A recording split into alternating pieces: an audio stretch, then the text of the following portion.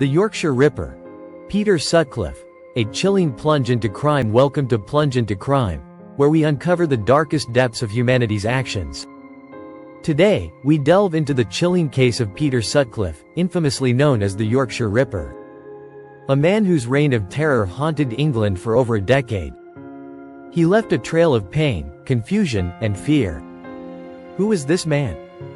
What drove him to commit such heinous acts?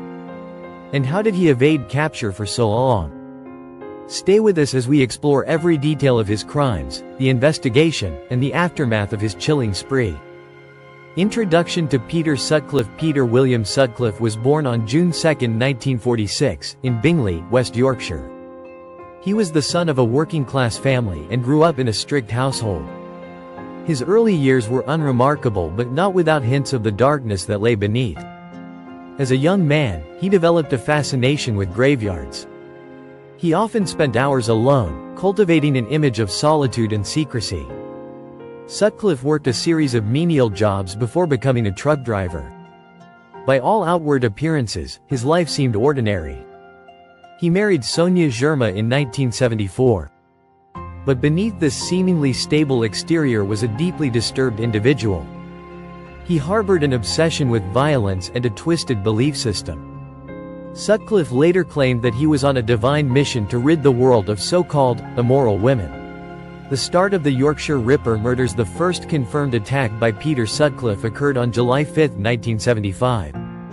His victim, Anna Regulski, survived but suffered severe head injuries after being struck with a hammer. Over the next 5 years, Sutcliffe would claim the lives of 13 women. He also attacked at least 7 others. His victims were primarily sex workers or women walking alone at night. These attacks occurred in Leeds, Bradford, and other areas of West Yorkshire and Manchester. The violence escalated quickly. Victims like Wilma McCann, Emily Jackson, and Irene Richardson were found brutally murdered. Their bodies were often mutilated post-mortem. The police struggled to find a coherent motive for the killings. Sutcliffe's methods varied, leaving investigators baffled and the public terrified. Each murder displayed a chilling pattern of overkill. He often struck his victims on the head with a hammer. He would then use a knife to inflict further injuries. Victim timeline and details. Wilma McCann. October 30, 1975. The 28-year-old mother of 4 was killed near her home in Leeds. She was struck on the head and stabbed multiple times. Her death sent shockwaves through the community. Emily Jackson, January 20, 1976. A 42-year-old sex worker from Leeds. She was lured into Sutcliffe's van before being killed. Her body was discovered with stab wounds inflicted by a screwdriver. Irene Richardson, February 5, 1977. Another Leeds resident.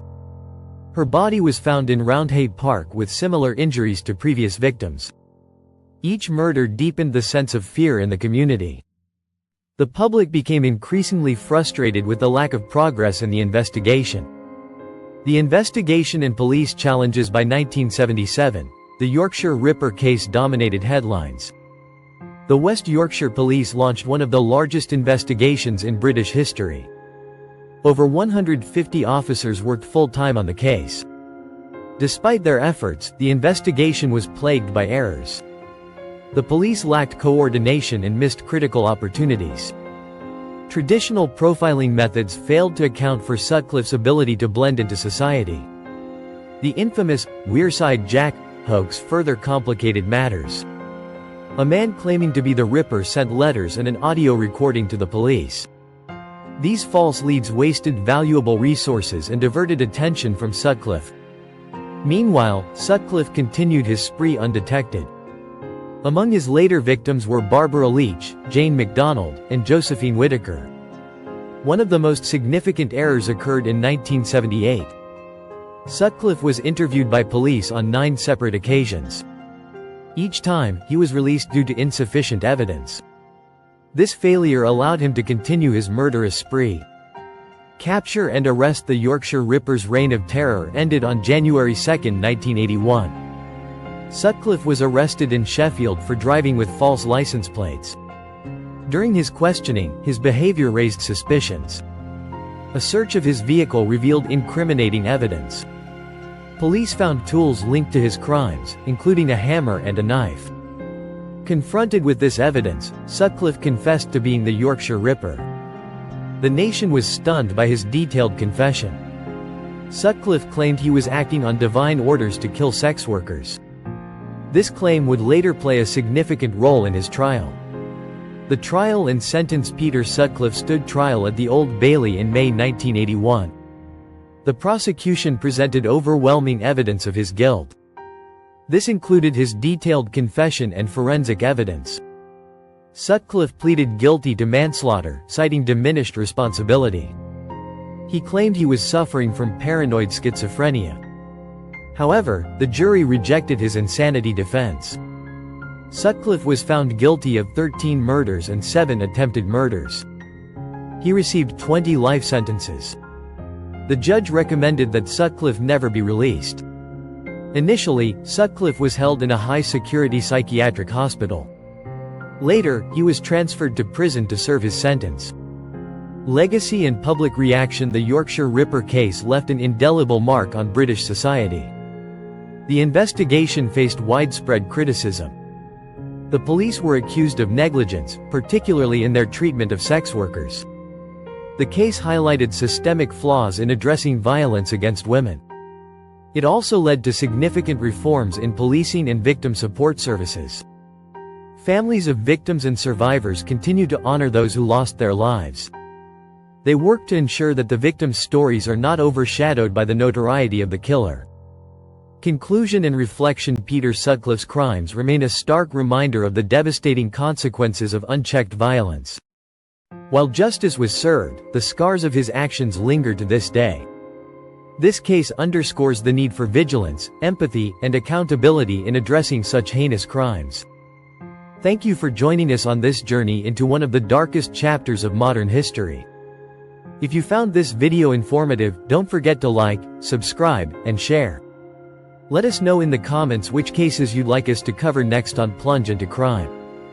Peter Sutcliffe's crimes remind us of the importance of recognizing systemic failures in addressing violence, particularly against vulnerable members of society.